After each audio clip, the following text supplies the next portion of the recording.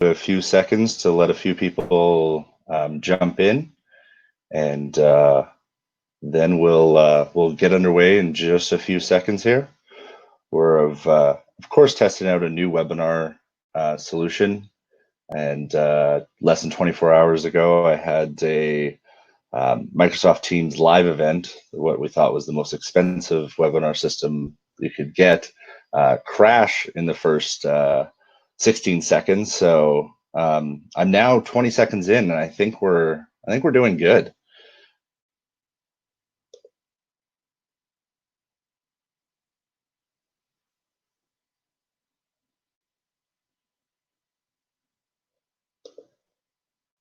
Perfect. Well, I see that we've got a handful of you joined, so I'm going to get underway so that we can respect your time. We're going to try our best to keep this under 30 minutes and just go over the topic at a broad view. Our goal is to just share some staple information and trigger potential follow-up conversation if you have with any of our team. So today we're talking about infrastructure, material data, and record of materials. So we're actually just going to go through a handful of pieces and talk about all the different documents that could be associated to that. I'm by no means going to cover everything. An engineered infrastructure project has so much data and so much documents associated to it. We're simply just going to hone in on the specific areas that the team at Venturi focuses on, as well as most of our customers and our stakeholders that we work with, whether in our channel partners or our operators, what they focus on. So by no means am I saying this is everything. There's so much more to discuss and dive into, but we're just gonna take a quick run through.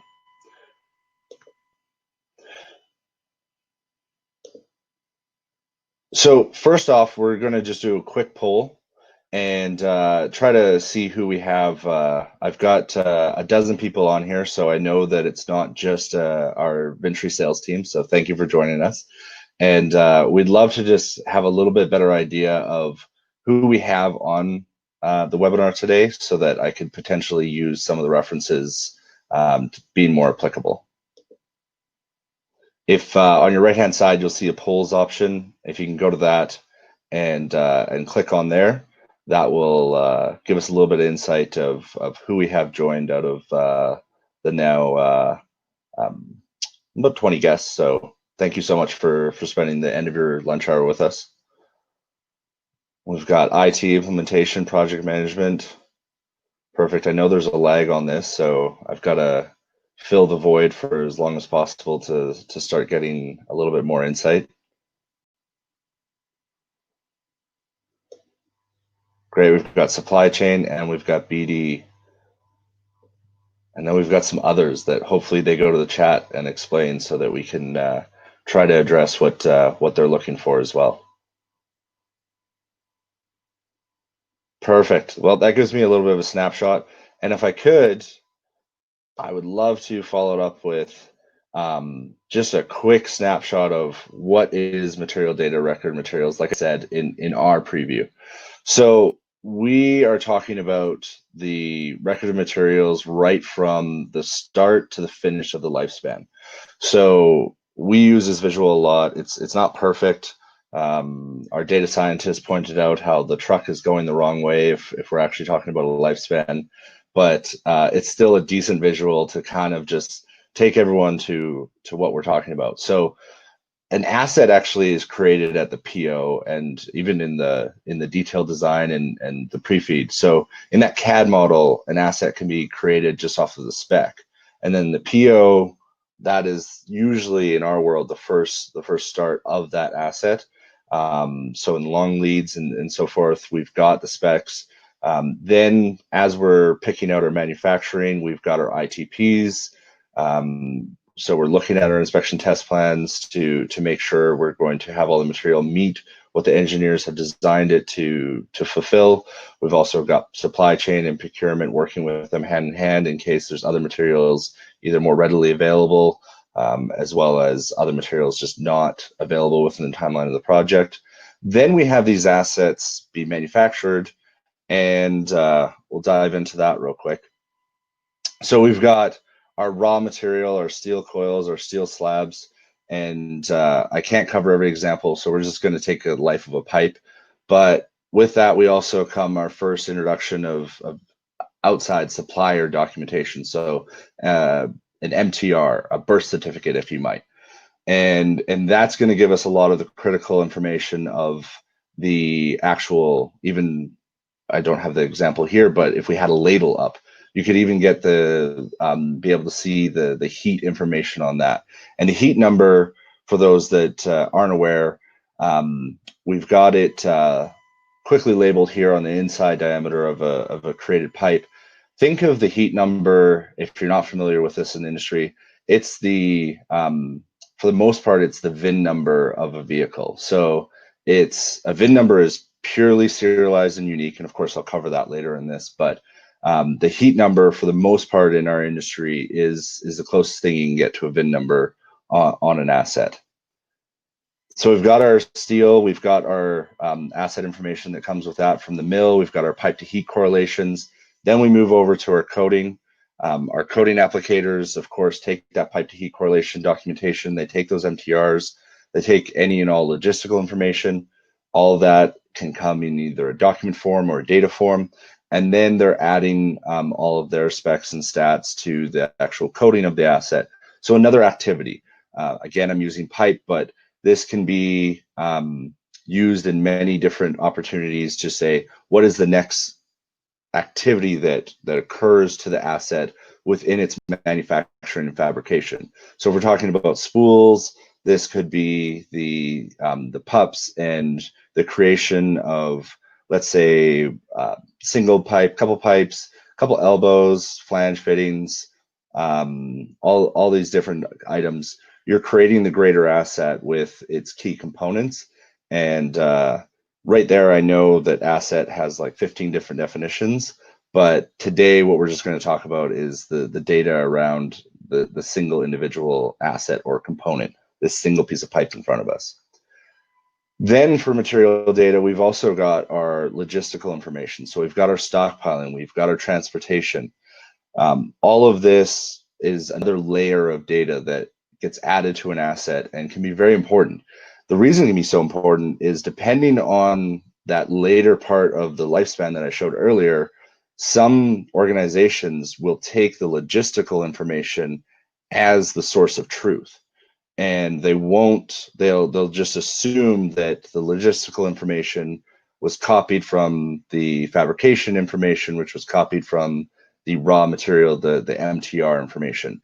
And so that assumption is where a great deal of pain and issues can originate.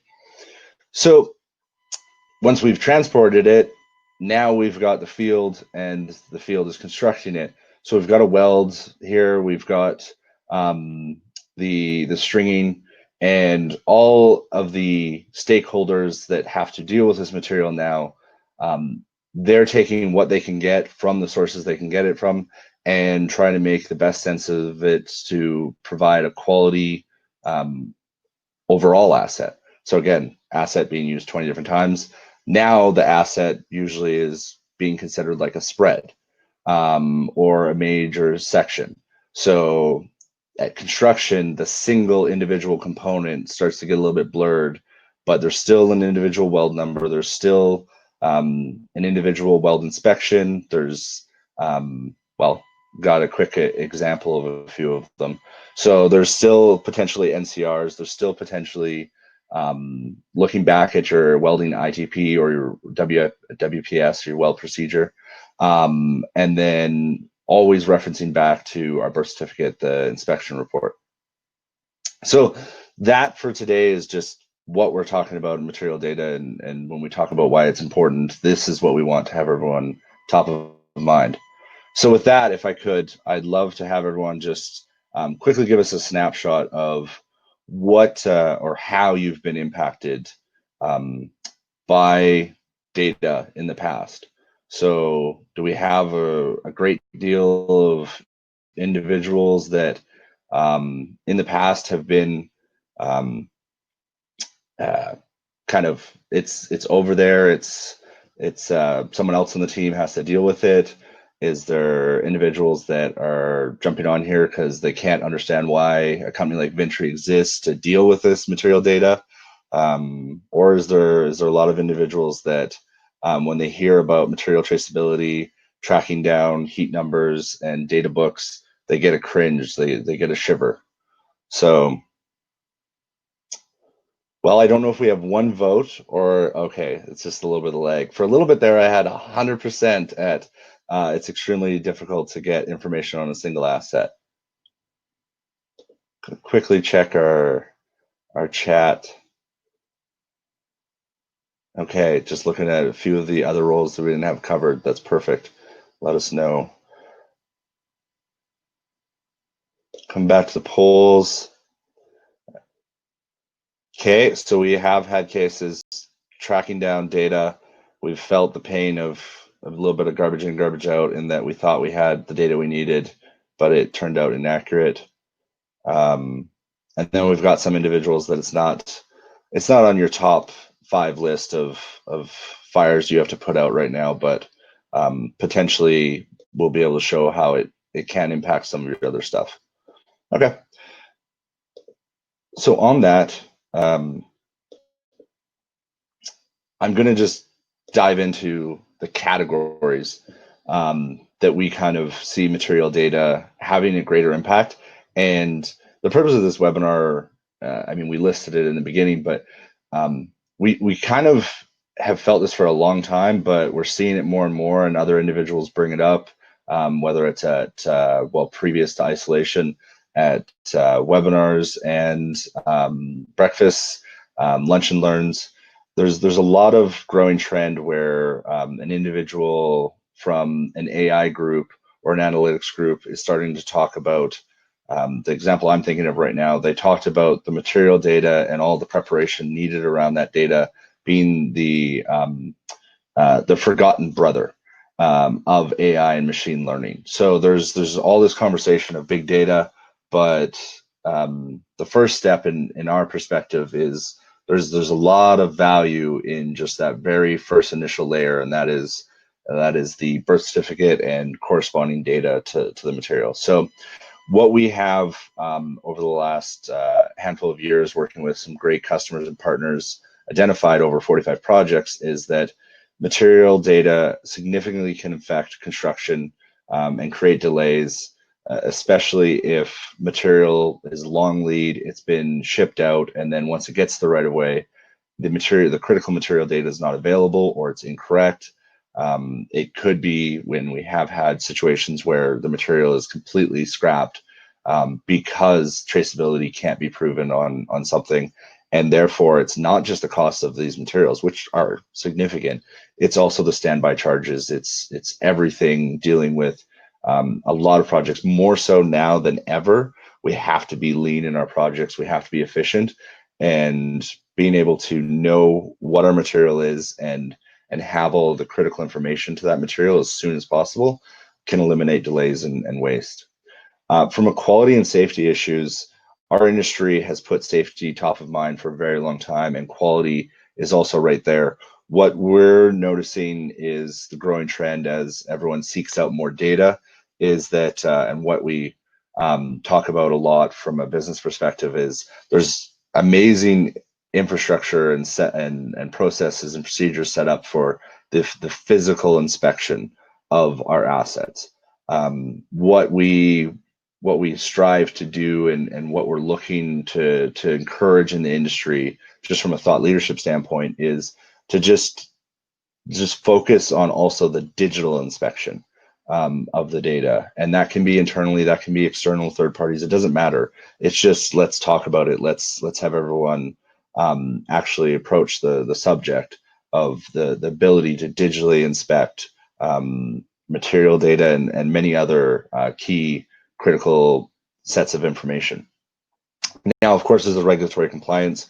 I've got a quick slide that will go over that very briefly. But there's been changes in Canada and the US around that, so I'll hit that up. Delayed monetization, what we mean by that is just the standard status quo of getting data, documents, and binders and all of that handed in on a project. It traditionally was set up so that it would go from a perspective of delivered at the end of a project. So if you can get everything iteratively, and we'll talk about that, you can speed up the turnover of all the documents and data information. Now for Sparse Analytics, we've also got a quick snapshot of that, but that is just this material data can feed so much more within the digital ecosystem and get going from that perspective. So just as a quick iteration, not to beat everything down to too many details, because again, we're respecting your time. We've got our construction wasted materials. We've got how can we look at it from a twofold standpoint of the physical and the digital. We've got our industry looking to other industries like automotive, aerospace, and others around how they manage their data, how they manage their material traceability. From the regulatory standpoint, I said I was going to just quickly go over this. So how do you go over regulations quickly? I'm not sure, but I'll try. From the Canadian prospect, what we can speak to is from the Z662 perspective. There has been a couple workshops put on by formerly the NEB, now CER, around this material data and having critical access to it, as well as looking at ways to ensure better accuracy around it. There is a best practices document that's been circled around some of the different committees. However, when and where that might actually get published and sent out, more than just there was a couple articles sent out last year. The realistic expectations are we will see more detailed information within record of materials and traceability on the 2023 edition. Also regionally, there's been a lot of movement and changes around Alberta regulations for transfer of assets. And of course, that can impact everyone, especially while the material is still transferred as a commodity, but also once it's fully installed and then being transferred in a divestiture or acquisition. And then there are just, from the American standpoint, the biggest change that has happened around material data has been the PHMSA final rule that came out in October. And I know we have all been quite astute to taking in as many of these as possible, but the overall component is that we've got a change from traceable, verifiable, and complete, which has always been there, and they finally defined that within the final rule. But they added in 192.67, which is the material records, they added and accurate. So PHMSA has slipped in this word a little bit. There's not a ton about it, but there's also a great deal of details within the other items we have listed here, where it really talks about the individual component, the individual asset, and the individual weld.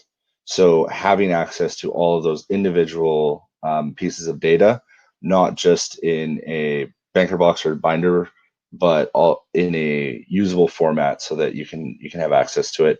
And then even to right now, there's the API committees that our president CEO sits on, where they're distributing different documentation and different potential processes where API 5L could see some new adoption and some new changes around the importance of material data. I talked about monetization. I hit it more when we talk about our best practices that we're sharing with everyone that is in the files. And so I'm going to skip ahead of that. From Sparse Analytics, I do like talking about this, and our next two webinar series, which we'll touch at the end of this, we'll dive into those a lot deeper. But again, there's so many amazing platforms that are, well, I'll jump to them. Data visualization tools from a 3D perspective, from a BI perspective. All of these different tools want to turn your data into insight. Well, no, sorry, information and then insight. However, they all have one common issue. They need to be fed good, clean, usable data, and they need to be fed a lot of it. So we're going to be doing multiple webinars where we talk about feeding this material data and getting it into the hands of BI systems, 3D visualization systems, as well as into the hands of your construction side of the business. So what can we do today? This is just purely one of those things that we want to share with anyone and everyone in the industry. You do not need to utilize Ventry or Ventry services or Ventry's platform for this. This is just a thought process around how you can attack material data and start to make a change. Because in that original visual where I showed that material data actually starts in the engineering, in the pre-feed, the feed, the detailed, and the early procurement RFPs, that is where the change management needs to start.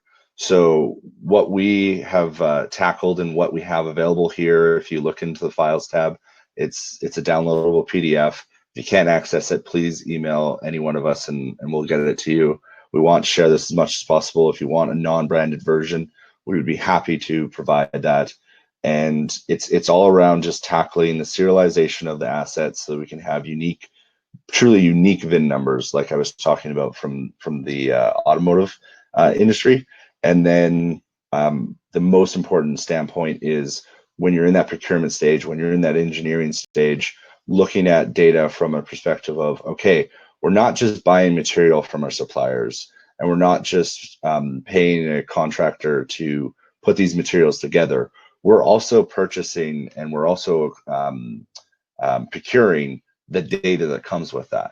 And so I personally have read a ton of different RFPs where the data section of it unfortunately just gets a couple lines where it says supplier XYZ will provide this in electronic file. Well, unfortunately, not trying to be pessimistic here, but technically a picture of a crumpled up MTR that's been on the floor bed of a truck, and you take a picture of it with your cell phone and you text that, that's an electronic file. That's not usable data. That's not even usable documentation. And so that's where we're hoping to get this information out to as many people as possible, not from, hey, use Ventry and sign up with Ventry, but just from if the industry takes a couple steps forward in the format of the data, the frequency of the data, and the fulfillment side of the data, and the owner operators or anyone that is procuring material starts to think of the data that comes with that material is just as important as the material itself, then that's a huge win for our industry. That's a big step forward of taking this this change management one bite at a time. So that documentation's there, and then of course on the backside, everyone's always interested around the barcodes. When I joined Ventry 4 years ago, I phoned everyone I knew in the industry that could tell me what was about. Tell me about Ventry. Oh, the barcode company. No, physical traceability is an issue. Secondary identifiers like QR codes, barcodes, they are important. They do help alleviate some issues, and we break that down on the backside of this document. But realistically, if you don't have a good process around serializing your assets and just having good data behind that asset, you can throw 1,000 barcodes on something. It's still going to scan and bring up information for you.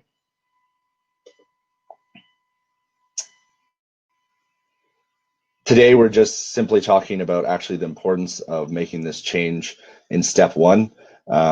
We're not going to be able to spend any time showing you any details around Ventry systems or software. What we're hoping for is individuals that participate this, see this later on. We have it recorded and up on our YouTube channel.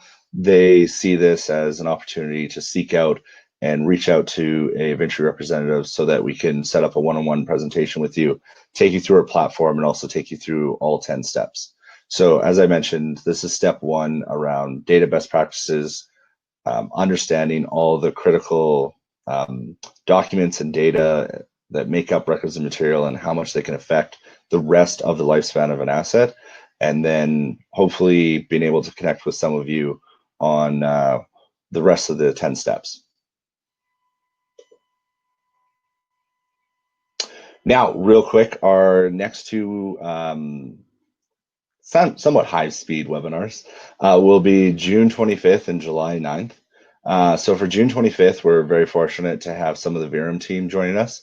And you probably saw on the one slide I had Virum superimposed on the screen there. So we'll actually be able to take everyone through just the process of having all of this usable, clean material data on a project, and then also integrating it into a 3D data visualization tool like Virum's.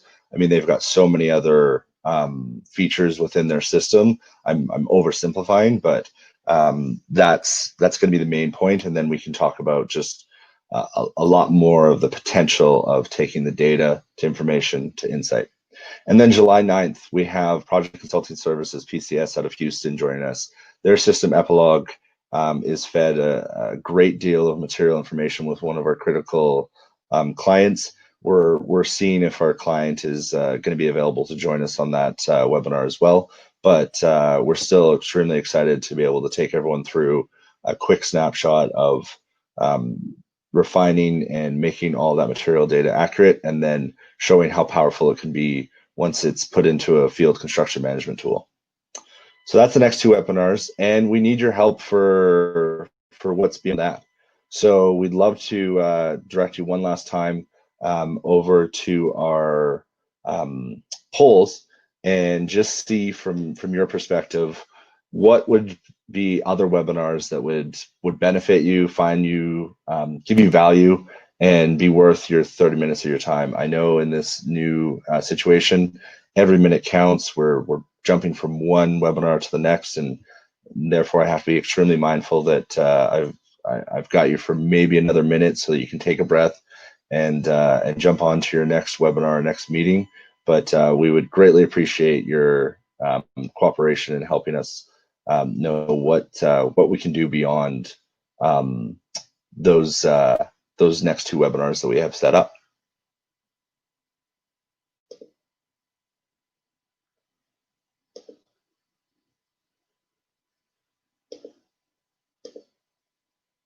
There we go. Hey, the slides didn't malfunction until the very last one, so I'll take that. So just overall, what we'd love to leave you with is just a quick little snapshot of the fact that I didn't plan this out, and my talking head is covering up part of this quote. So let's move that down real quick. And we have had some major stakeholders and players really start to give us greater insight. We have one of our clients that has done analysis of the cost of quality and showing how the faster you can identify issues earlier on in the lifespan of an asset, the lower your cost will be. We have a potential customer that did a full analysis on their, I believe their spend was almost 2 billion overseas, and they done an analysis where they had over 1 million engineering hours just on the data preps. Now, of course, that isn't all for material data. We would never assume that's all just tracking down the material data, but tracking down the material data and the traceability components is a large factor of all of that.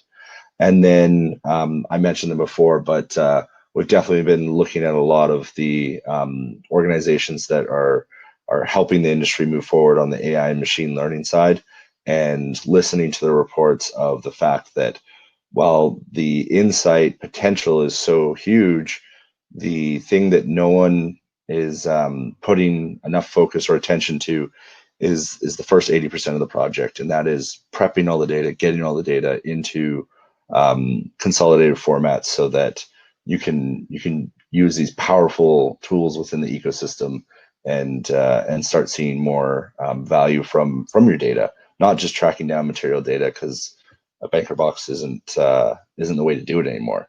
Let's get value for it from every potential silo within the industry, and improve our quality, improve our safety, as well as feed all of these other systems in the ecosystem that need it. So with that, I thank you so much for your time. I'm extremely long-winded, so I'm not sure how I possibly got through 24 slides in this 30 minutes, but I hope you all have a great day. Stay safe, And please give us feedback on how we can make this better for you and more valuable for you. Thank you so much.